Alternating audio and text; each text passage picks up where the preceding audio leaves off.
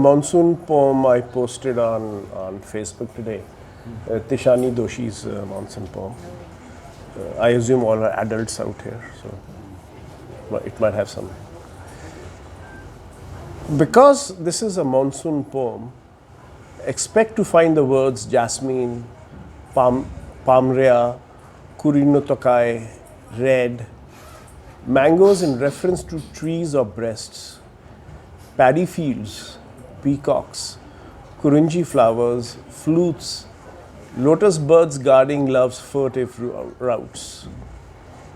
Expect to hear a lot about erotic consummation inferred by laburnum gyrations and bamboo syncopations.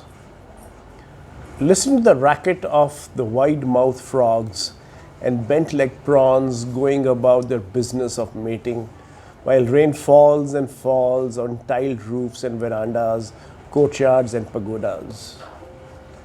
Because such a big part of you seeks to understand this kind of rain, so unlike your cold rain, austere rain, get me the hell out of here rain, rain that cannot fathom how to liberate the camphor from the vaults of the earth.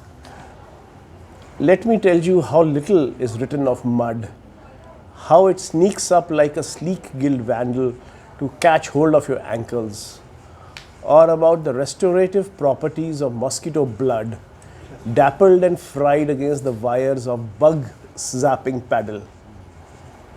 So much of monsoon is to do with being overcome, not from longing as you might think, but from the sky's steady burgeoning, until every leaf on every unremembered tree gleams in the abyss of postcoital bliss. Come, now sip on your masala tea. Put your lips to the sweet, spicy skin of it. There's more to see. Notice how the dogs have been fucking on the beach, locked in embrace like an elongated Anubis. The crab scavenging the flesh of dopey-eyed ponyfish. The entire delirious coast with its plethora of beach and saturnine clouds arched backwards in disbelief.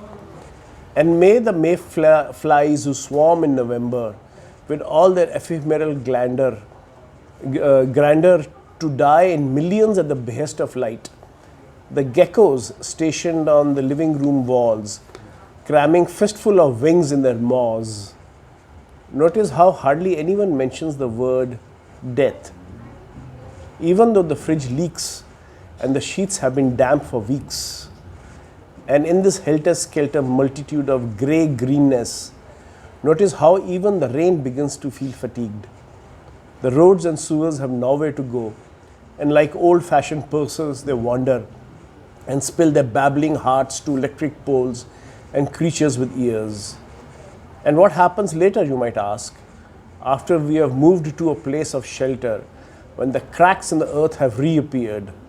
We dream of wet, of course, of being submerged in millet stalks of webbed toes and stalled clocks and eels in the mouth of heron.